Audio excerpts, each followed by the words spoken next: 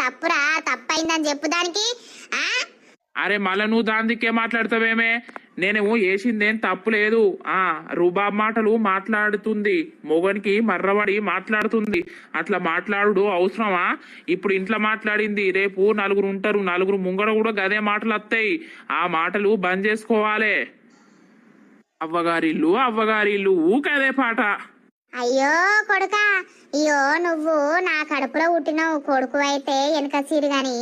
ఆవు బిడ్డ, నువ్వు ఈ ఊర్లో పుట్టినవు, ఈ ఊర్లో పెరిగినవు, ఈ ఇంట్లో పెరిగినవు. నువ్వు ఈ ఊరు నిడిచిపెట్టి ఒక 2 రోజులు ఏటన్నా పోయి ఉంటే నీకు మనసున పడుతుందారా? మళ్ళా ఈ ఇంటికి వచ్చేదాకా నీకు మనసున పట్టది.